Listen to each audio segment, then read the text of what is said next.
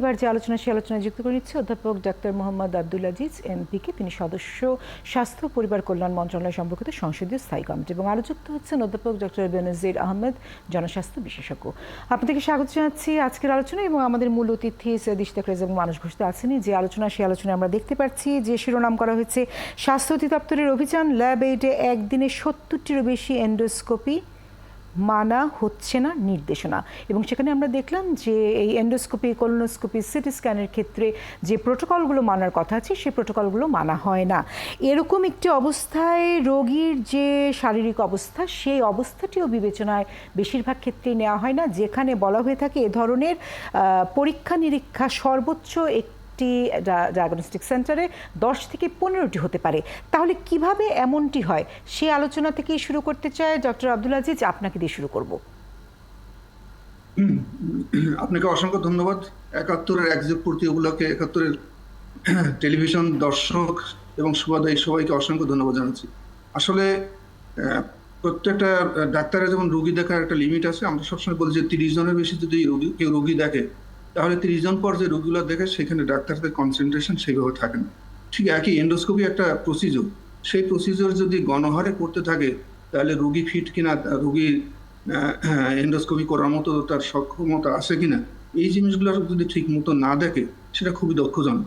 আমরা কখনো প্রত্যাশা করি না যে মানুষের হিউম্যান বডিতে যখন আপনি একটা কাজ করবেন সেটা অবশ্যই নৈতিকভাবে ঠিক থাকতে হবে এবং ক্লিনিক্যালি যেন সে রোগীটা ফিট থাকে সেটা অবশ্যই দেখতে হবে।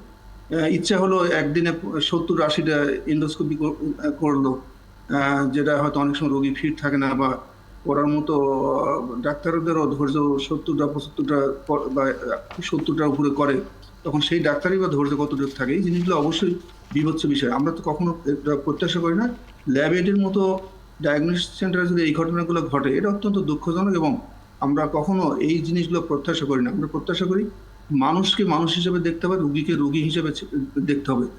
যারা এই অমানবিক কাজগুলো করে এইদের বিরুদ্ধে অবশ্যই ব্যবস্থা নেওয়া উচিত এবং ভবিষ্যতে যেন এই ঘটনাগুলো পুনরাবৃত্তি না ঘটে এটা অবশ্যই স্বাস্থ্য মন্ত্রণালয়কে দেখতে হবে। কারণ এখন একটা ঘটনা ঘটলো, টেলিভিশনে আসলো, হইচই হলো, 2 দিন পর সব ভুলে গেল, আবার যে কি সেই অবস্থা হলো, এটা আমরা কখনো প্রত্যাশা করি। যে ঘটনাটা ঘটছে আমি মনে করি এর সুষ্ঠু তদন্ত হওয়া উচিত এবং বিচার হওয়া উচিত। না হলে এই ঘটনাগুলো সারা বাংলাদেশে প্রতিনিয়ত হতেই থাকবে, যেটা দুঃখজনক এবং হিউম্যান বডিতে কখনো এটা করা উচিত না বলে আমি মনে করি। জি ধন্যবাদ। জি, ডক্টর বেনজির আহমেদ, আপনার কাছে আসতে চাই এবং সেক্ষেত্রে দুটো প্রশ্ন মূলত আপনার কাছে রাখতে চাই। প্রোটোকলের কথা বলা হচ্ছে যেটি মানা হয় না, প্রোটোকল যে মানা হচ্ছে না একজন রোগী বুঝবে কি করে? আমরা সাধারণ মানুষ যখন রোগী হিসেবে সেবাটি নিতে যাচ্ছি, গ্রহণ করতে যাচ্ছি, সে সম্পর্কে আমরা জানি না যে প্রোটোকলটি কী। কাজে আমার সাথে কি করা হচ্ছে তা আমি আসলে জানি না, এতে আমার মৃত্যু ঘটতে পারে এবং এরকম ঘটনা কিন্তু ঘটেছেও। সেখানে করণীয় কি আছে সেটা একদিকে জানতে চাই, অন্যদিকে জানতে চাই যে ধরনের পরীক্ষা নিরীক্ষার কথা বলা হচ্ছে, প্রত্যেকটি পরীক্ষা নিরীক্ষার ক্ষেত্রে ডাক্তারের উপস্থিত থাকার কথা, সেটি কি ডাক্তার উপস্থিত থেকেই করছেন নাকি অন্য কোনো টেকনিশিয়ান দিয়ে করা হয়ে যাচ্ছে? আমরা আসলে কার কাছে সেবাটি আনতে যাচ্ছি? না, ধন্যবাদ। আসলে একজন রোগী যে কোনো হাসপাতালে সেবা নিক বাংলাদেশের, আমাদের স্বাস্থ্য বিভাগের দায়িত্ব হলো সেটা নিশ্চিত করা যে যেখানে সেবাটা দেয়া হচ্ছে সেটা রোগীর ক্ষতি করবে না, রোগীর উপকার হবে, রোগীর রোগ শনাক্তকরণে সহায়তা হবে এবং অন্যান্য যে আউটকামগুলো সেগুলো তার জন্য ইতিবাচক। তাহলে একজন আপনি চিন্তা করে দেখুন, ল্যাব এইডের মতো একটা হাসপাতালে যখন একজন রোগী যাবেন, তিনি ধরেই নেবেন যে বাংলাদেশের অন্যতম নামকরা একটা গোষ্ঠী যাদের অসংখ্য সেন্টার আছে সারা বাংলাদেশ জুড়ে, তো তাদেরখানে যে কোনো প্রসিডিওর হোক, যাই হোক না কেন, সেইটা অবশ্যই মানসম্পন্ন হবে, সেটা অবশ্যই তার শরীরের জন্য ক্ষতিকর হবে না, তার জীবনের জন্য ঝুঁকিপূর্ণ হবে। এখন যে ব্যাপারটা দাঁড়ায়, প্রফেসর আজিজ যেটা বললেন আমি তার সঙ্গে একটি দ্বিমত পোষণ করি যে এই ঘটনাটা ধরার পরে তাদের বিরুদ্ধে ব্যবস্থা নেওয়া, এইটার চেয়ে আমাদের মনে হয় প্রিভেনশনটার দিকে মনোযোগ দেওয়া দরকার। যে কোনো কিছু ঘটে যাওয়ার আগেই যাতে না ঘটে সেটা যদি আমরা নিশ্চিত করি তাহলেই আমরা এই স্বাস্থ্যসেবাটার যে সেফটি সেটা নিশ্চিত করতে পারি।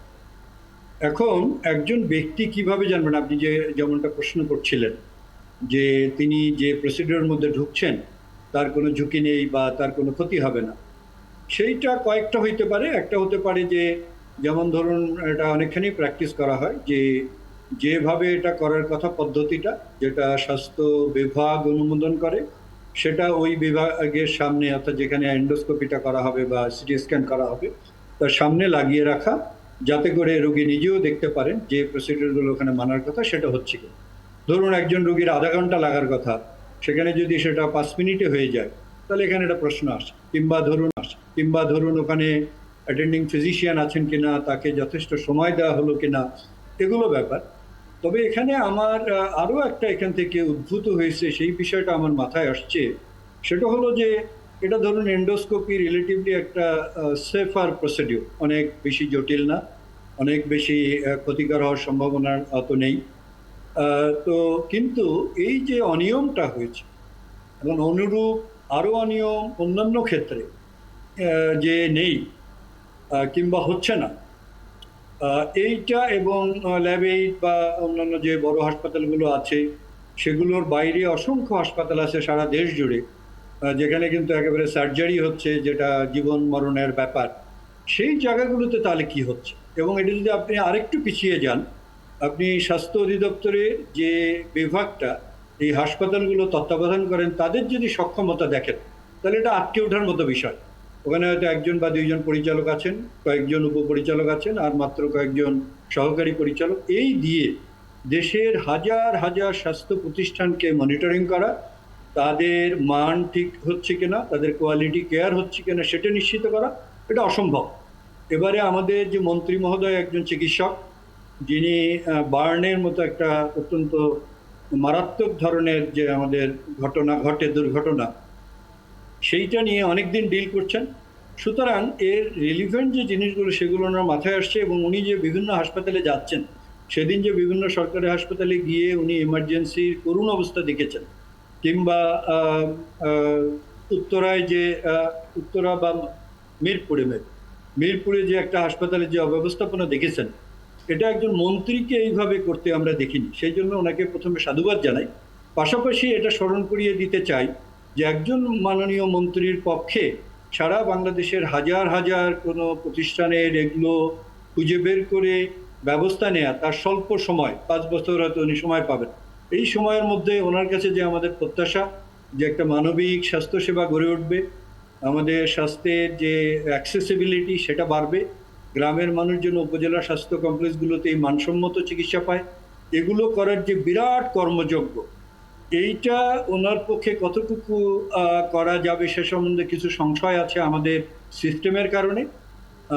তবে তারপরেও আমরা অবশ্যই আশা করব জি। যে ইনি সামগ্রিক বিষয়টা নিয়ে এটার মূলে যাবেন, এগুলোকে ইন্ডিকেটর হিসেবে ধরে। এটার পিছনেই অনেক ঘুরতে হবে তা আমি মনে করি না, বরঞ্চ এটা একটা টিপ অফ দ্য আইসবার্গ হিসেবে ধরে নিয়ে যে আরও কত সমস্যা আছে, সেই সমস্যাগুলো কিভাবে উদ্ঘাটন করা যাবে, এবং ভবিষ্যতে যাতে সমস্যাগুলো না হয় কিভাবে একটা হাসপাতালকে অনুমোদন দেওয়া যাবে, তাদের রিনিউয়ের সময় কি কি দেখতে হবে, এটাকে অটোমেশন করা যায় কিনা, যাতে করে বিভিন্ন ইন্ডিকেটর খোঁজে দেখা যায়, এগুলোর দিকে মনোযোগ দিতে হবে বলে আমার মত। জি, অনেক ধন্যবাদ। ইশতেক রেজা, আপনার কাছে আসতে চাই, এবং সেক্ষেত্রে চিকিৎসা একটি সেবা, চিকিৎসা ব্যবসা এমনটি তো শুনিনি, তাহলে সেবা কি আসলে সেবার পর্যায়ে থাকছে? না, দেখেন, স্বাস্থ্যমন্ত্রী যে কাজটি করেছেন, আমি ডক্টর বেনজিরের মতন তাকে ধন্যবাদ জানাই, কিন্তু উনি তো একা এই কাজটা আসলে করতে পারবেন না। আমাদের চিকিৎসা ব্যবস্থার গলদটা রয়ে গেছে একেবারে গোড়ায়। সেটা হলো আমরা কাঠামোগতভাবে গ্রাম পর্যায় পর্যন্ত কাঠামো নিয়ে যেতে পেরেছি, কিন্তু চিকিৎসা সেবা নিয়ে যেতে পারিনি। চিকিৎসা সেবা দেওয়ার জন্য ধরেন একটা প্রাইমারি, সেকেন্ডারি, টারশিয়ারি ব্যবস্থা যেভাবে গড়ে উঠেছিল কাঠামোগতভাবে, কিন্তু সেবাটা সেভাবে গড়ে ওঠে নাই। এখন বাংলাদেশে মানুষের চিকিৎসা সেবা একটা আতঙ্কের নাম, এই কারণে যে আউট অফ পকেট এক্সপেন্ডিচার প্রায় 70 টাকা অতিক্রম করে গেছে, এবং সেখানে দেখেন স্বাস্থ্য খাতে বরাদ্দ যেটা আছে সেটা ডে বাই ডে কমে যাচ্ছে।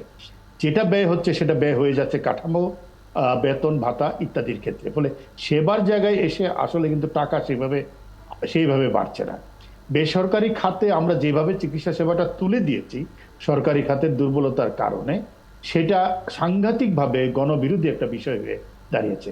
আপনি যে প্রশ্ন করেছেন সঠিকটাই করেছেন, যে এটি একটি ব্যবসা হয়ে দাঁড়িয়েছে। কিন্তু ব্যবসারও যে নর্মস থাকে, যে আমি একটা কোয়ালিটি ব্যবসা করবো কোয়ালিটি সেবার বিনিময়ে, সেটাও কিন্তু আমার এখানে নেই। আচ্ছা। এই প্রাইভেট হাসপাতালগুলো সেটা দেখা যাচ্ছে যে তারা তাদের যে পর্যাপ্ত সুবিধা রাখার কথা সেটা নেই। হাসপাতালগুলোর দিকে যদি তাকান, বাইরে ঝাঁ চকচকে ভবন, কিন্তু ভেতরে হয়তো ভালো ডাক্তার নেই।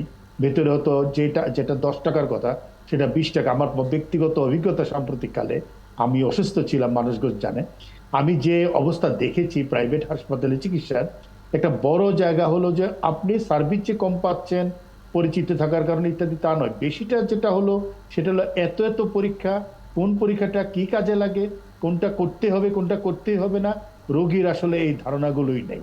এবং এটা এমন একটা পর্যায়ে গিয়ে উঠে যখন রোগীর হাতে আর কোনো অপশন থাকে না, তাকে আসলে আত্মসমর্পণ করতে হয়। বাংলাদেশের মানুষের, সাধারণ মানুষের নাগালের বাইরে চিকিৎসা ব্যবস্থা, চিকিৎসা খরচ, চিকিৎসা সিস্টেম।